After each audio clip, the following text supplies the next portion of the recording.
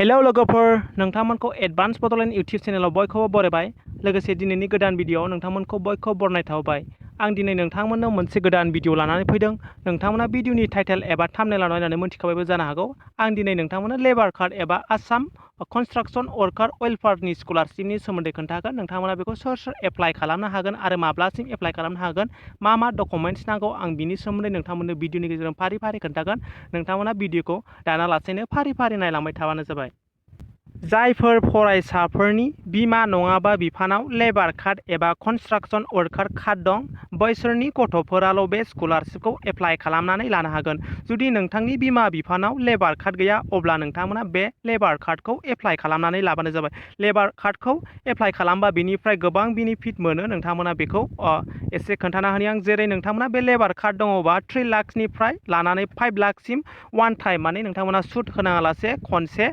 लन मोनगोन बेजों लोगोसे दा जेरै स्कलारशिप जायफोरनि गथ'फोरा जायनि बिमाया बे लेबार कार्ड दं एबा बिफानाव लेबार कार्ड दं लेखा फरायनाय गथ'फोर दंबा बिथांमोना जुदि क्लास 1 निफ्राय 4 सिम फरायदोंबा 1500 आरो जायफोर क्लास 5 निफ्राय 7 सिम फरायदों बिथांमोना 2700 आरो जायफोरनि गथ'फोरा 8 निफ्राय 10 नि गेजेराव फरायगासिनो दं बिथांमोननो 4000 होगोन आरो जायफोर फरायसाफ्रा क्लास 11 निफ्राय लानानै 12 सिम फरायगासिनो दं माने एचएस फरायगासिनो दं बिथांमोननो 7000 होगोन आरो जायफोर फरायसाफ्रा आन्डार ग्रेजुवेट फरायगासिनो दं बिथांमोननो 10000 होगोन आरो जायफोर फरायसाफ्रा पोस्ट ग्रेजुवेट फरायगासिनो दं बिथांमोननो 20000 होगोन बिनि अनगायैबो बे लेबार कार्डखौ बानायबा गोबां बेनिफिट्स दं जेरै नोंथाङा बोसोरफ्रामबो नोंथांनि देहाखौ चेकआप खालामनो थाखाय 5000 नोंथांमोना मोनबाय थागोन बेजों लोगोसे नोंथांमोना सोरबाफोर आइजोआ बेयाव रेजिस्ट्रेसन एबा लेबार कार्ड दङबा गथ' जोनोम जानायाव 25000 मोनगोन सानै गथ' जानाय सिबाङाव 25000 खननै मोनगोन सानै गथ' जोनोम जानायाव बेजों लोगोसे जायफोरनि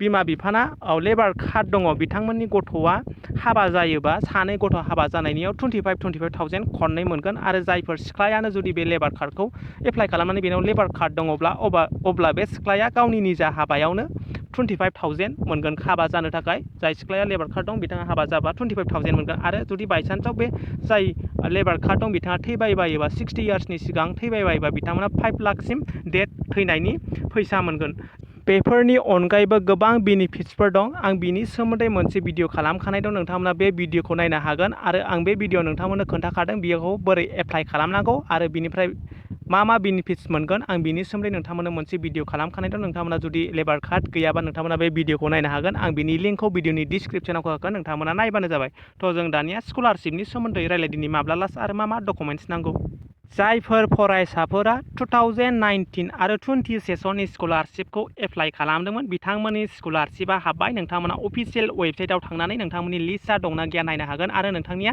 बायसान्सआव रिजेक्ट जादों ना मादों बेखौबो नोंथांमोना नायनो हागोन आं बिनि लिंकखौ डिसप्लेआव लिरनानै होगोन नोंथांमोना नायनो हागोन बेयाव नोंथांमोना नुदों आं बेयाव नायनो हागोन बेयाव नोंथांमोना 2020निखौ नायनोसै हमनानै ला जुदि नोंथांनि डिस्ट्रिक्टआ बाक्साबा नोंथाङा बेखौ बाक्सायाव जुदि बाक्साबा नोंथाङा बे बाक्सानि लिस्टखौ डाउनलड खालामनानै लायदो जुदि नोंथाङा क'क्राझारनिबा क'क्राझारनि डिस्ट्रिक्टनिखौ नोंथांमोना बे लिस्टखौ डाउनलड खालामनानै नायबानो जाबाय आं एग्जाम्पल हिसाबै क'क्राझारनिखौ देखायनोसै बेयाव नायनो हागोन बेयाव साबेसे क'क्राझारनि स्टुडेन्टफ्रा एप्लाइ खालामदोंमोन बेयाव स्टुडेन्टनि नाम आरो बिफानि नाम आरो बेसेबां हाबदों बेयाव नुजोबखागोन बे क्लास 1नि बे क्लास 1आ 1500 हाबो होननानै आं दहायनो नोंथांमोननो खोन्थाबोखादों बेयाव नोंथांमोना बेसेबां हाबो नायनो हागोन जायफोर स्टुडेन्टफ्रा एचएस बिथांमोना 7000 होननानै आं नोंथांमोननो खोन्थाखादोंमोन दहायनो बेबायदिनो नोंथांमोना नायनो हागोन जुदि सोरबाफोर एमए पोस्ट ग्रेजुवेट फरायदोंबा बिथांमोना 20000 हाबो नोंथांमोना बे लिस्टआव नोंथांमोननि नामा लिस्ट दंना गैया बेखौ नायनो हागोन गासिनियाबो हाबजोबखाबाय जुदि नोंथांमोना चिरां डिस्ट्रिक्टनिब्ला अब्ला नोंथांमोना बे बङाइगावनिखौ डाउनलड खालामनांगोन मानोना चिरां डिस्ट्रिक्टनिया बङाइगावजों ज' मोनसे अफिसा बेनिखायनो नोंथांमोना बेयाव बङाइगावखौ डाउनलड खालामदो आं बेयाव डाउनलड खालामखानाय दं आं नोंथांमोननो खोन्थानि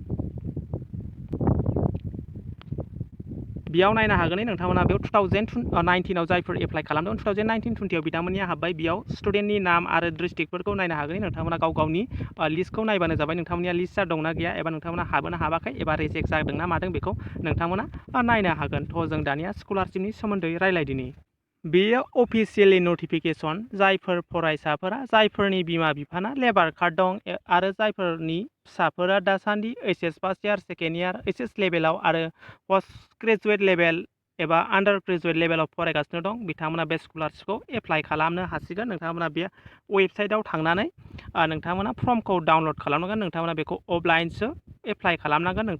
नोंहा मोनथिखायो बेयाव बेयाव होनाय दंखायो वेबसाइटनि लिंकआ। नोंथांमोनहा बेयाव थांनानै फर्मखौ डाउनलड खालामदो। बिनि लास्ट डेटआ 30 सेप्टेम्बरावनो। नोंथांमोना बे फर्मखौ अफलाइन 30 सेप्टेम्बरावनो नोंथांनि लेबार अफिसाव हैजोबनांगोन। नोंथांनि जा डिस्ट्रिक्टआव क'क्राझार बा क'क्राझार लेबार अफिसाव, बङाइगाव बा बङाइगाव गाव गाबागाव डिस्ट्रिक्टआव नोंथांमोना बेखौ 30 सेप्टेम्बरनि गेजेराव उइदाउट फेल होखादों बिफोर 30 सेप्टेम्बर 2020 उइदाउट फेल होदों नोंथांमोना 34नि गेजेराव हैनांगोन।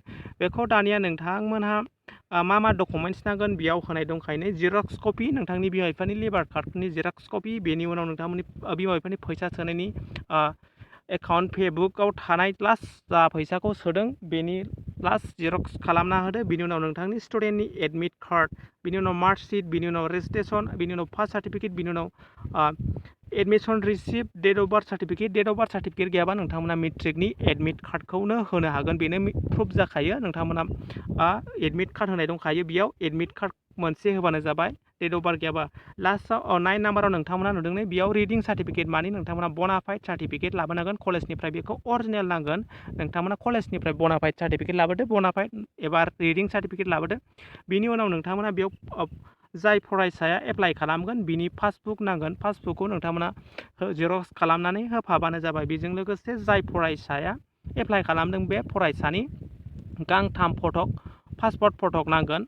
बेयाव होनाय गासिबो डकुमेन्ट्सखौ नोंथांमोना जेरक्स खालामनानै 30 सेप्टेम्बरनि सिगां हैदो। बेयाव नट्स होनाय दं जायफोरनिया लेबार कार्डआ रिनिउवेल नङा बिथांमोना आरो जायफोरनि एप्लिकेसना इनकमप्लिटेड बे डकुमेन्ट्स बिनायफोरखौ होआखै नोंथांमोना अब्ला नोंथांनि एप्लिकेसनखौ रिजेक्ट खालामगोन। बेयाव एक्सेप्ट खालामनाय नङा होननानै लिरनाय दंखायो। नोंथांनि बिमा बिफानि लेबार कार्डआ रिनिउवेल जानाय जानांगोन आरो नोंथांनि एप्लिकेसना बेयाव बिनाय डकुमेन्ट्सफोरखौ होजोबनो हानाय जानांगोन। नोंथांमोना बेनि 30 सेप्टेम्बरनि सिगाङावनो हैनाय जानांगोन। दानिया बे फर्मखौ बोरै डाउनलड खालामो? नोंथांमोना बे फर्मखौ डाउनलड खालामनानै प्रिन्ट आउट खालामनानै नोंथांमोना लिरनानै हैनांगोन।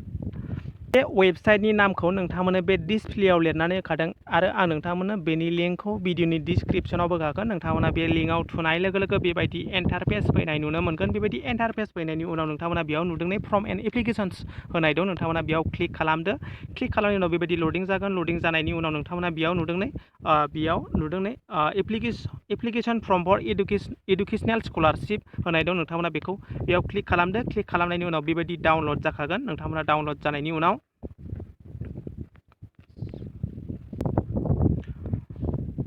डाउनलड खालामखांनायनि उनाव नोंथांमोना बेखौ जायखिजाया मोनसे कम्पिउटार दखानाव थांनानै नोंथांमोना बेखौ प्रिन्ट आउट खालामनानै लाबोदो। लाबोनायनि उनाव नोंथांमोना बेखौ गासैखौबो फर्म फिलआप खालामजोबनानै बेयाव मा लिरनांगौ डिटेल्स होनाय दंजोबखायो। नोंथांमोना मोजाङै फर्म फिलआप खालामनानै बेखौ 30 सेप्टेम्बरनि गेजेराव नोंथांमोननि लेबार अफिसाव फैबानो जाबाय। दिनैनि भिडिअ एसेनोसै। नोंथांमोना जुदि भिडिअखौ मोजां मोनोबा लाइक खालाम, हायोबा लोगोफोरनोबो शेयार खालामनानै होबानो जाबाय। Thank you.